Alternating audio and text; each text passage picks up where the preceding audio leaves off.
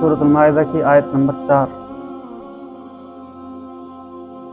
اعوذ باللہ من الشیطان الرجیم، بسم اللہ الرحمن الرحیم۔ یسألونک ماذا احل لهم قل احل لکم الطیبات وما علمتم من الجوارح مکلبین تعلمونہن مما علمکم اللہ فکلوا مما امسکنا علیکم واذکروا اسم اللہ علیہ واتقوا اللہ ان اللہ سریع الحساب۔ صدق اللہ العظیم۔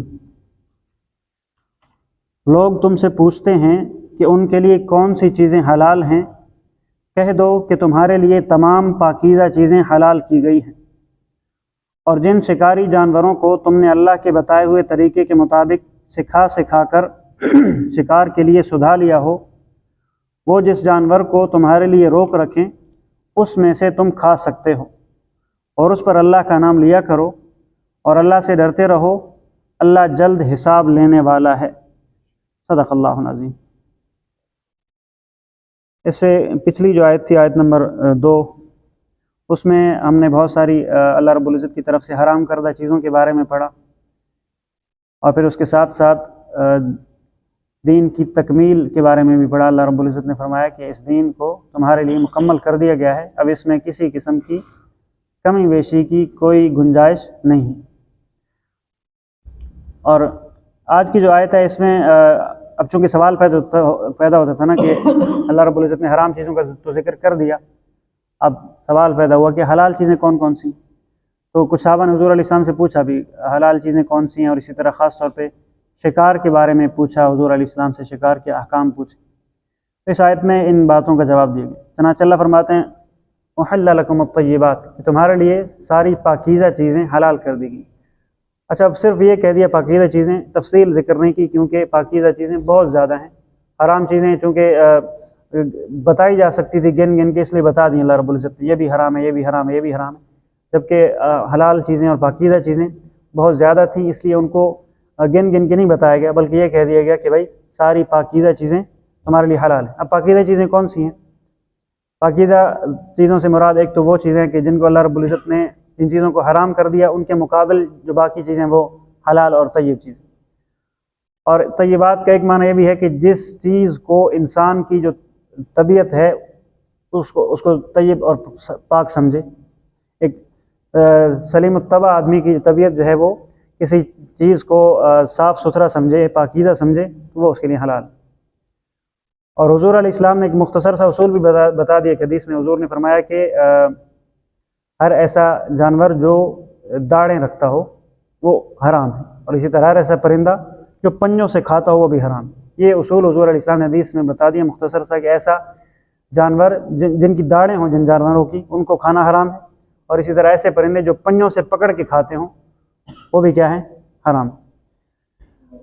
اس کے بعد اب صحابہ کرام رضی اللہ عنہم کا سوال یہ تھا کہ بھئی شکار جو کیا جاتا ہے جن چیزوں کو، ان کے بارے میں بھی احکامات بتا دی جائیں، کیونکہ بہت سارے لوگ ایسے ہوتے ہیں کہ ان کی معیشت کا دار و مدار ہی شکار پر ہوتا ہے، وہ کھاتے پیتے ہی چیزیں شکار کر کے ہیں، تو اس لیے اللہ رب العزت نے یہاں پہ شکار کی کچھ صورتوں کا ذکر کر دیا۔ چنانچہ اللہ فرماتے ہیں کہ وما علمتم من الجوارح مکلبین تعلمونہن مما علمکم اللہ، کہ تم جو سکھائے ہوئے جانوروں کو بھیجتے ہو شکار کرنے کے لیے، فکلوا مما امسکنا علیکم واذکروا اسم اللہ علیہ، بس جو کچھ وہ تمہارے لیے روک کے رکھیں اسے کھا لو اور اللہ کا نام لیا کرو۔ اس آیت میں اللہ رب العزت نے 3-4 شرطیں ذکر کر دیں جانوروں کے ذریعے سے شکار کرنے کی۔ اور شکار 2 طرح کے چیزوں سے کیا جا سکتا ہے، ایک تو جانور اور دوسرا کوئی پرندہ۔ جانوروں میں کتے سے عام طور پہ شکار کیا جاتا ہے، اور پرندوں میں عام طور پہ کوئی باز یا شکرا وغیرہ اس کے ذریعے سے شکار کیا جاتا ہے۔ اب اس کے لیے شرطیں کیا ہیں؟ سب سے پہلی شرط تو یہ ہے کہ وہ سدھایا ہوا ہو۔ وہ کیا ہو؟ کتا اور جو شکرا اور باز وغیرہ ہے وہ سدھایا ہوا ہو، سکھایا ہوا ہو۔ اور اس کے سدھائے ہوئے ہونے کی علامت کیا ہے؟ کتے کو اس وقت جو ہے وہ سدھایا ہوا سمجھا جائے گا کہ وہ شکار کر کے کھائے نہیں، شکار کر کے کھائے نہیں بلکہ اپنے مالک کے لیے روک لے، تو اس کو سمجھا جائے گا کہ ہاں یہ سدھایا ہوا ہے۔ اگر وہ خود شکار کر کے کھانے لگ جائے تو مطلب ہوگا کہ اس نے مالک کے لیے شکار نہیں کیا، اپنے لیے شکار کیا۔ اور جو شکرا اور باز وغیرہ ہے اس کو اس وقت سدھایا ہوا سمجھا جائے گا کہ جب اس کو چھوڑا جائے اور پھر مالک اس کو بلائے تو واپس آ جائے۔ شکار کے لیے چھوڑا، مالک نے اسے بلایا تو واپس آ جائے۔ اگر واپس نہیں آ رہا تو یہ سدھایا ہوا نہیں ہے، یہ اپنی مرضی سے جا رہا ہے۔ یہ تو پہلی شرط ہے کہ وہ سدھائے ہوئے ہوں۔ اور اور پرندے اور شکرے کے لیے یہ شرط نہیں ہے کہ وہ شکار میں سے کھائے، اس کے لیے اتنی شرط ہے کہ اس کو بلایا جائے تو واپس آ جائے۔ اور دوسری شرط یہ ہے کہ ان کو شکار کے لیے خود چھوڑا جائے۔ دوسری شرط کیا ہے؟ شکار کے لیے خود چھوڑا جائے، مالک جب چھوڑے تب جائیں۔ ایسا نہ ہو کہ وہ شکار کو دیکھ کے خود ہی بھاگ پڑیں، ایسا نہیں، بلکہ جب مالک نے ان کو چھوڑا پھر وہ گئے شکار کرنے کے لیے، یہ دوسری شرط۔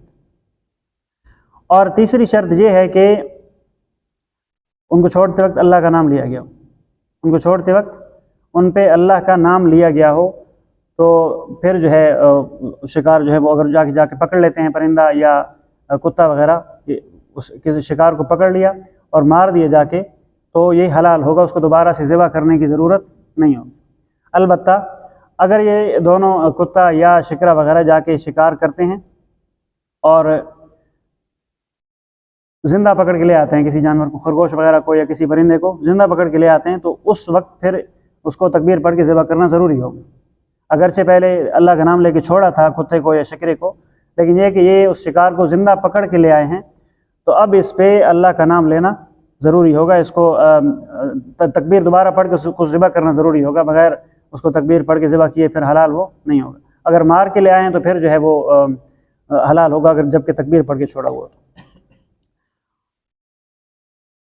اور اگر ایسا ہو کہ کسی آدمی نے کتا چھوڑا اپنا کسی شکار کے لیے اور اس کے ساتھ ایک اور کتا بھی مل گیا جو سیکھا ہوا نہیں تھا، اور پھر یہ واضح بھی نہیں ہے اس صورت کہ بھئی کس کتے نے شکار کیا ہے، تو پھر اس شکار کو بھی کھانا حلال نہیں ہوگا، اس کو نہیں کھایا جائے گا۔ اب اس میں وہ بندوق والی بات بھی آ گئی، وہ رہ گئی تھی اس دن۔ بندوق ایسی کہ جس کی گولی نوکدار ہو، اس کا شکار تکبیر پڑھ کے تکبیر پڑھ کے جو گولی چلائی جائے گی اس کا شکار حلال ہوگا، اور جس بندوق کی گولی نوکدار نہیں ہوتی، جیسا کہ پستول کی گولی ہوتی ہے وہ نوکدار نہیں ہوتی، تو اس سے کیا گیا شکار حلال نہیں ہوگا۔ جو نوکدار گولیاں جن بندوقوں کی، ان کے ذریعے سے اگر تکبیر پڑھ کے جو وہ گولی چلائی جائے گی تو وہ شکار جب وہ مر جاتا ہے تو وہ حلال ہوگا، اگر زندہ مل جاتا ہے تو پھر اس کو ذبح کرنا تکبیر پڑھ کے ضروری ہوگا۔ تو اسی طرح غلیل وغیرہ سے بھی جو چونکہ پتھر مارے جاتے ہیں عام طور پہ وہ نوکیلے نہیں ہوتے، تو اس کا بھی شکار جو ہے وہ حلال نہیں ہوگا، اگرچہ اگر کوئی ایسی چیز ہو نوکدار تیر کی طرح غلیل کے ذریعے سے کوئی چیز پھینکی جائے تکبیر پڑھ کے تو پھر وہ بھی شکار حلال ہوگا۔ اچھا، پھر یہ شکار سے متعلق احکام ذکر کر کے اللہ رب العزت نے آخر پہ فرمایا واتقوا اللہ، اللہ سے ڈرتے رہو۔ مطلب کیا ہے کہ ایسا نہ ہو کہ شکار کو ہی اپنا جو ہے وہ اوڑھنا بچھونا بنا لو، نہ نماز کی فکر نہ روزے کی فکر، صبح شام بس شکار ہو رہے ہیں، تو یہ ایسا نہیں، بلکہ اپنے جو دیگر جو فرائض اور جو ذمہ داریاں ہیں ان کا خیال لازمی جو ہے وہ پورا لازمی ان کا خیال رکھنا ہے، وہ ذمہ داریاں پوری کرنی ہیں۔ اس کے ساتھ ساتھ جو اللہ رب العزت نے شکار کو تمہارے لیے جائز قرار دیا ہے ان شرطوں کے ساتھ، ان صورتوں کے ساتھ۔ اگر تم نے ان ذمہ داریوں کو پورا نہ کیا جو تمہارے اوپر ہیں، تمہارے گھر والوں کی ذمہ داریاں، اللہ کے جو حقوق تمہارے ذمہ واجب ہیں، اگر تم نے شکار میں لگ کے ان کو تم نے چھوڑ دیا تو پھر ان اللہ سریع الحساب، اللہ تعالیٰ تم سے اس غفلت کا حساب ضرور لیں گے۔ چلیے ترجمہ دیکھیں۔ اعوذ باللہ من الشیطان الرجیم، بسم اللہ الرحمن الرحیم۔ یسألونک، لوگ آپ سے سوال پوچھتے ہیں، ماذا، کیا چیزیں، احل لہم، ان کے لیے حلال کی گئی ہیں۔ قل، آپ کہہ دیجئے، احل لکم، تمہارے لیے حلال کر دی گئیں، الطیبات، پاکیزہ چیزیں، وما علمتم، اور جنہیں تم سکھاتے ہو، من الجوارح، شکاری جانوروں کو، مکلبین، جبکہ تم انہیں چھوڑو، تعلمونہن، اور تم انہیں سکھاتے ہو، مما، اس طریقے کے مطابق، علمکم اللہ، جو اللہ نے تمہیں سکھایا، فکلوا، پس کھا لو، مما، اس چیز کو، امسکنا علیکم، جو وہ تمہارے لیے روک رکھیں، واذکروا اسم اللہ علیہ، اور ان پر اللہ کا نام لے لیا کرو،